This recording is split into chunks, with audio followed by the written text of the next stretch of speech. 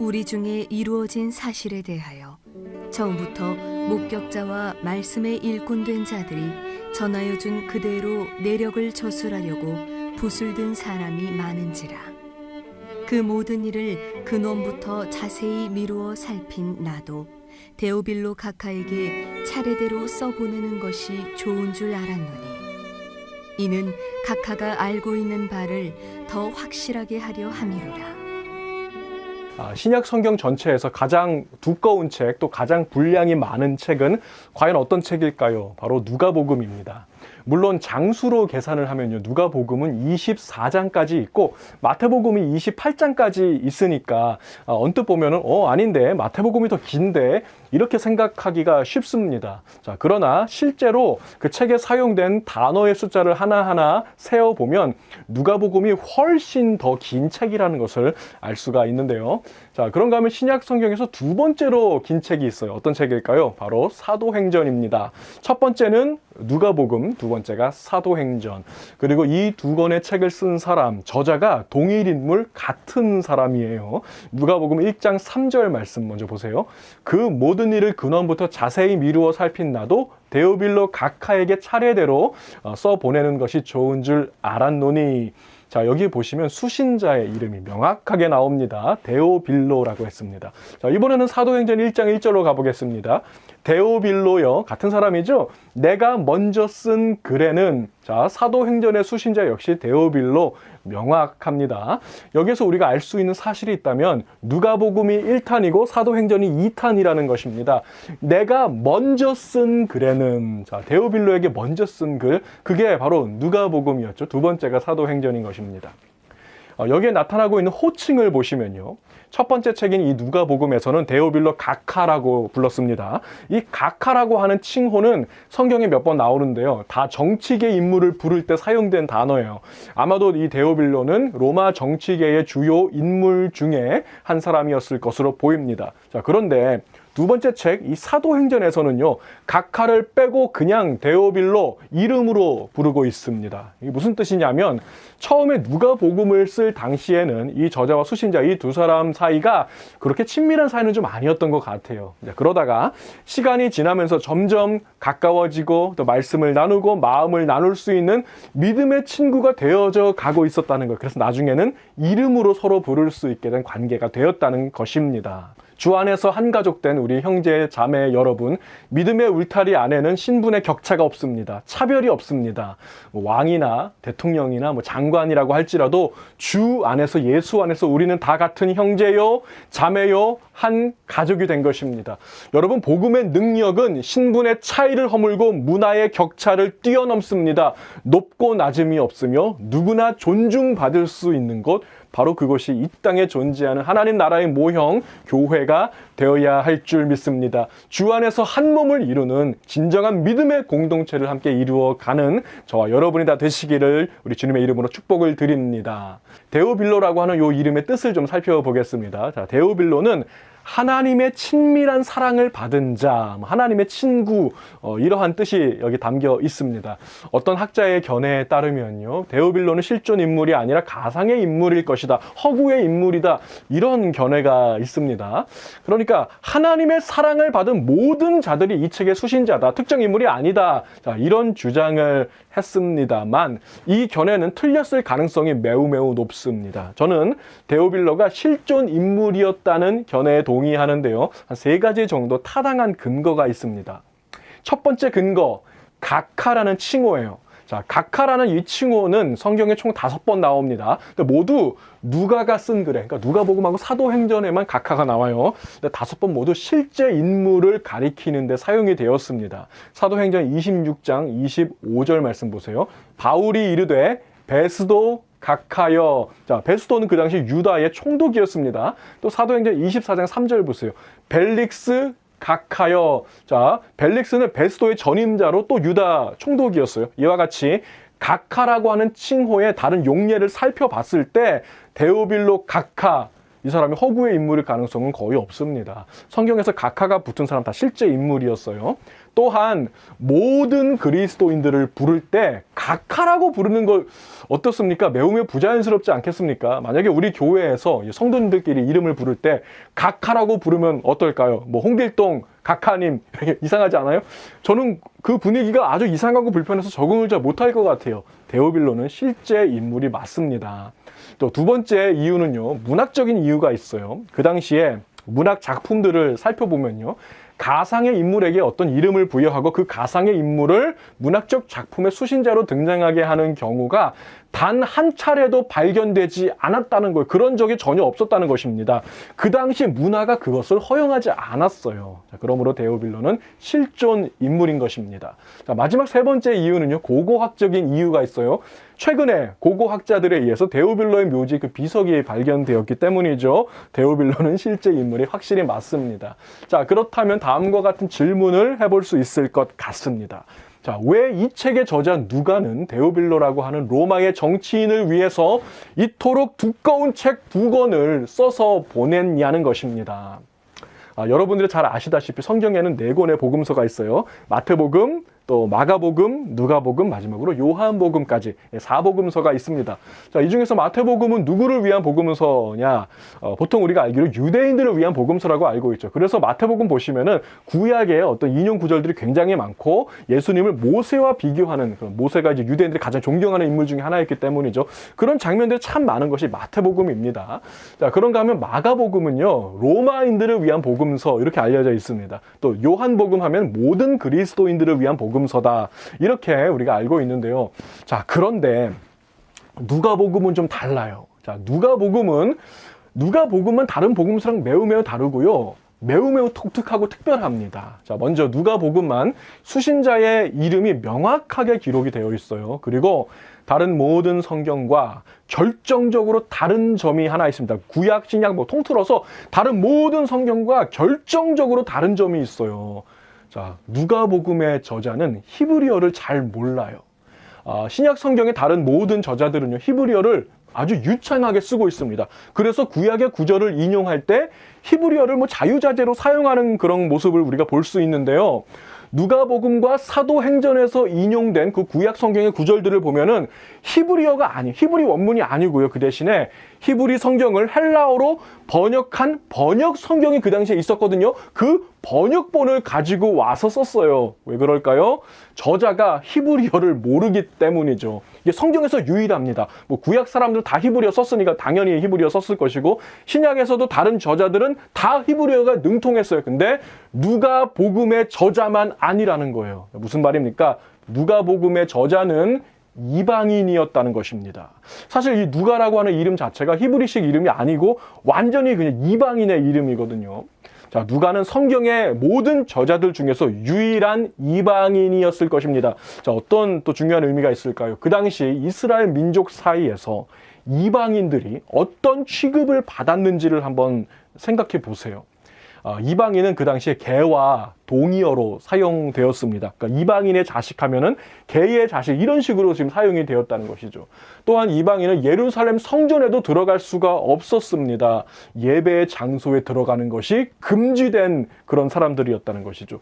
유대인들이 사용하는 그 기도책들이 있어요. 그 기도책에 보면은 아침에 일어나자마자 3가지 감사 기도를 하나님께 드리도록 그 기도문이 써 있는데, 첫 번째 감사 기도가 무엇이었냐면요, 자, 아침에 일어나자마자 이 기도 드린 거예요. 주 하나님, 저를 이방인으로 태어나지 않게 해주셔서 감사합니다. 모든 유대인 남자가 매일 아침에 일어나자마자 드렸던 첫 번째 감사 기도 제목, 내가 이방인이 아니라는 것을 감사했다는 것이죠. 자, 이방인은요, 하나님의 자녀가 될 조건이 전혀 없는 사람이요, 구원의 가능성이 단 한 가지도 없는 사람이요, 개와 동의어로 사용되던 존재, 그것이 이방인이며 누가였다는 것입니다. 누가. 자, 이 누가에게 복음의 능력이 임했습니다.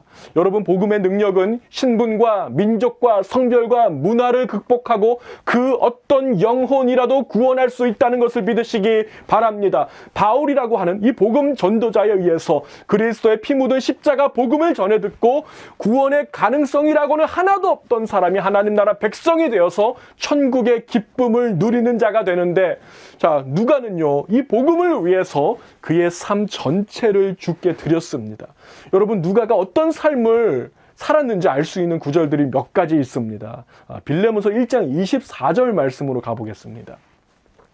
또한 나의 동역자 마가, 아리스다고, 데마, 누가가 문안하느니라.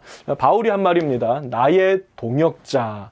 바울은 이방인 누가를 자기의 동역자로 부르고 있습니다.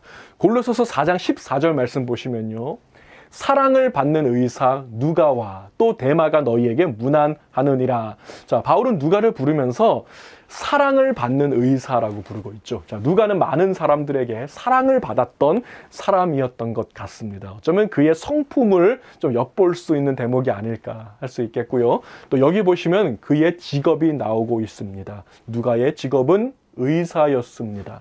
누가의 직업이 의사라는 것이 왜 중요한 의미를 갖냐면요, 바울에게는 심각한 질병이 있었기 때문이죠. 육체의 가시, 사단의 사자라고까지 말했던 그 심각한 질병이 있었습니다. 누가는 아마도 바울의 주치의였을 것입니다.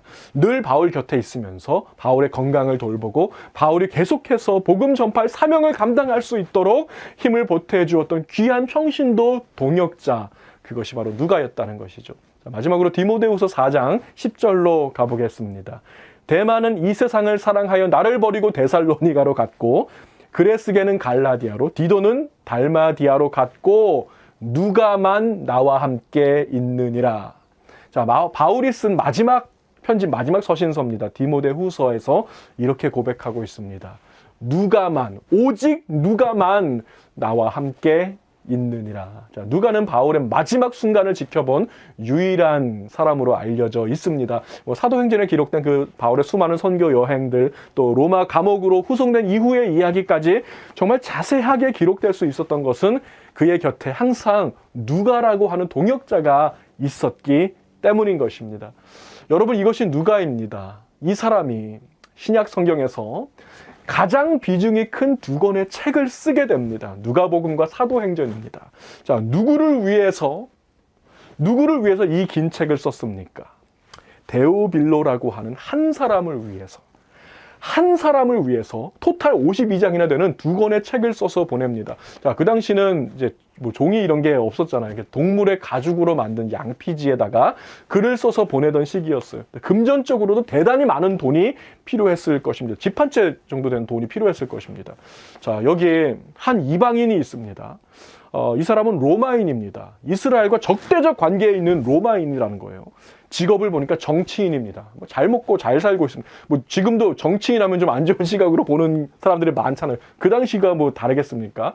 정치인 하면 좀 피하고 싶은 그런 부류가 아니겠습니까? 그래서 더 미움의 대상이었을 것입니다. 아무도 그의 영혼에 관심이 없습니다. 아무도 그의 구원에 대해서 관심 없어요. 딱 한 사람, 누가를 제외하고는 말이죠. 누가는 데오빌로를 바라볼 때 마치 자신의 모습을 보는 것 같았습니다. 구원으로부터 멀리 떨어져 있는 사람, 그러나 영적인 갈급함을 가지고 있는 사람, 구원받고 싶은 사람, 하나님을 만나고 싶은 사람, 복음에 대해서 이 목마름을 가지고 있는 사람, 이 동질감이 누가의 마음을 움직였던 거예요. 그리고 누가는 바로 그 한 사람을 위해서 복음이 무엇인지를 설명하는 글을 써 내려가기 시작하는 것입니다.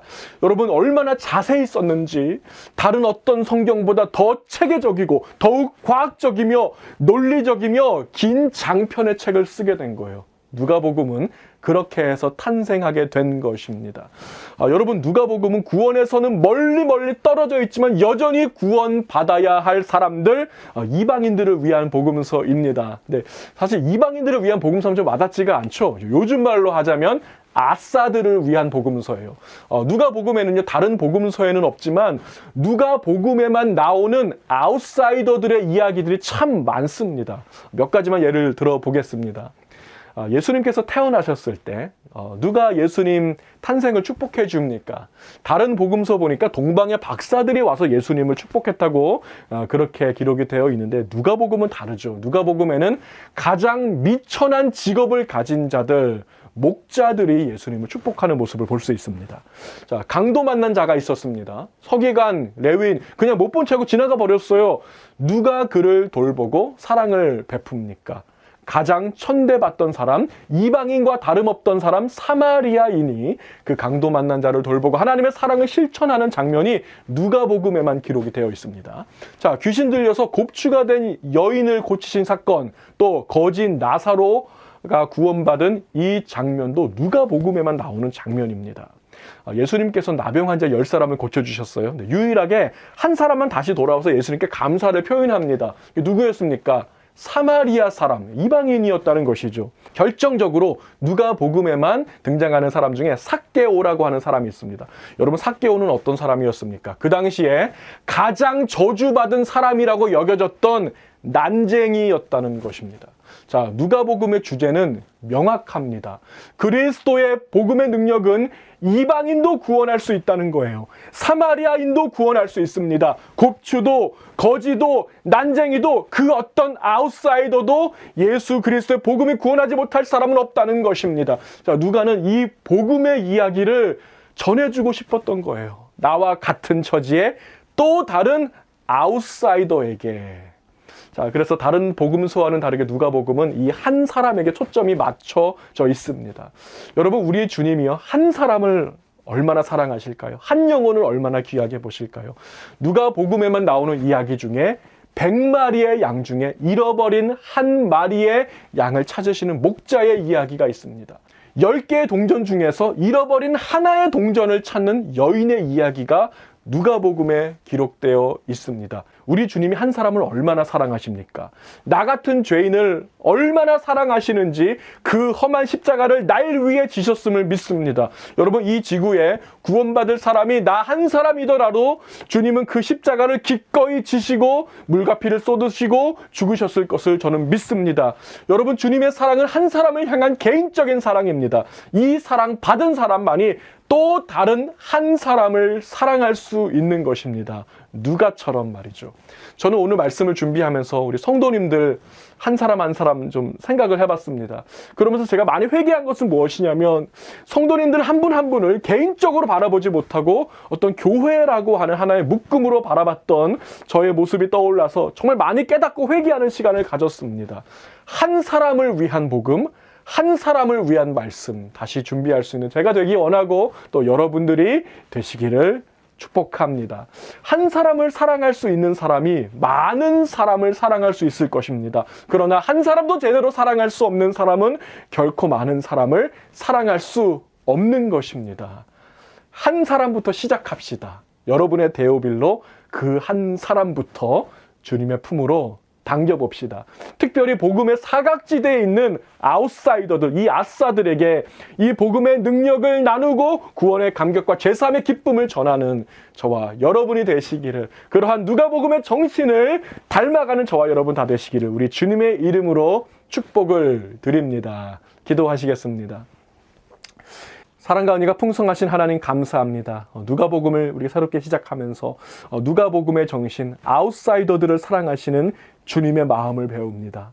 우리 주위에 수많은 영적 아웃사이더들이 있음을 봅니다. 구원에서 멀리 떨어져 있는 것 같으나 여전히 복음에 갈급해하고 있고 여전히 예수의 사랑을 간절히 필요로 하고 있는 우리의 이웃들 아웃사이더들에게 우리가 먼저 다가갈 수 있는 자, 이 시대의 누가가 되기 원합니다. 나의 데오빌로가 누구인지를 발견하여 그를 위해서 우리의 삶의 노래로 이 복음의 광채를 써내려갈 수 있는 귀하고 복된 우리 성도들 다 될 수 있도록 인도하여 주시옵소서. 코로나 바이러스로 이렇게 힘든 가운데 진정으로 복음의 능력에 목마르고 있는 영혼들 더 많음을 느낍니다. 그들을 위해서 우리 삶의 누가복음을 기록할 수 있는 우리 온 성도들과 제가 될 수 있도록 은혜를 더하여 주시옵소서. 감사합니다. 우리 주 예수님의 이름으로 간절히 기도하옵나이다. 아멘.